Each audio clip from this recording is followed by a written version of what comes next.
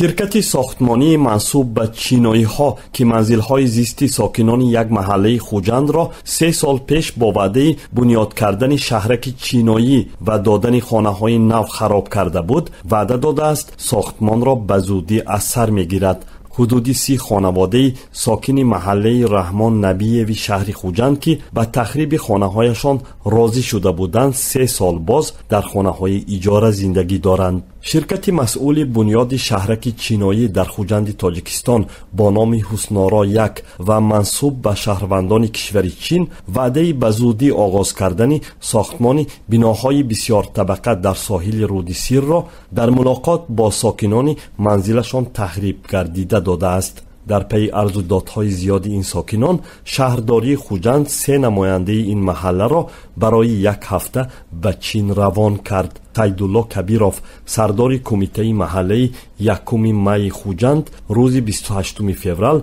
در صحبت با رادیوی آزادی گفت که ملاقات او و 2 ساکن خانه‌هایشان خراب گردیده در شهر سینزین شن کشور چین با رهبران شرکت حسنارا 1 دایر گردید. به گفته مصاحبم ملاقات و صحبت آنها با مسئولان چینایی شرکت خانه‌هایشان را خراب کرده آخر ماه ینوری سال جاری صورت گرفت. او میگوید حالا ساکنان محله‌اش چشمدار بالاخره شروع شدن ساختمان بنای استقامتی در جای خانه‌های پیشینه‌شان هستند، ولی مسئولان شرکت چینایی سبب تأخیر در اجرای طرح را نگفته تنها به مشکل تهیه و تصدیق لایحه ربط دادند.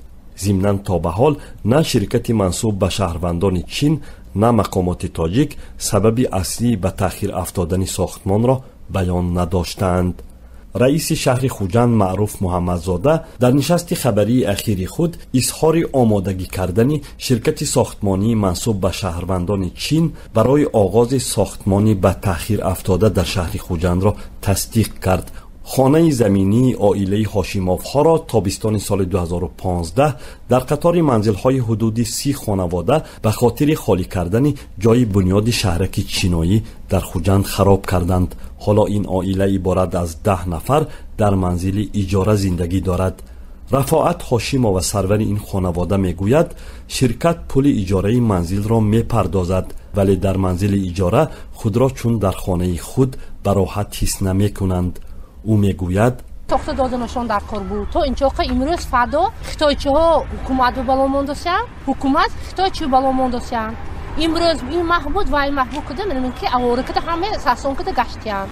بنیادی به اصطلاح چین تاون در مرکز ولایت سوغد ماه اوگوست سال 2015 هنگام ملاقات رئیس سابق خوجند رجب‌بای احمدزاده حالا اجرا کننده وظیفه رئیس ولایت سوغد با مدیر کلی شرکت پکین و گروه از معماران و ساختمانچیان چین نهایی شده بود. بر پایه خبرهای رسمی طبق قرارداد طرح این شهرک بنیاد 15 بنای بسیار طبقه برای 1200 عائله، مکتب 4 آشیانه و دیگر انشاءات اجتماعی را در بر گرفته مهلت انجامش در 5 سال پیش بینی شده بود. ولی حاضر در سال 3 بعد قرارداد به جز تخریب خانه‌های ساکنان محل ساختمان و هموار کردن جای ساختمان آینده دیگر کار به انجام رسانیده نشده است.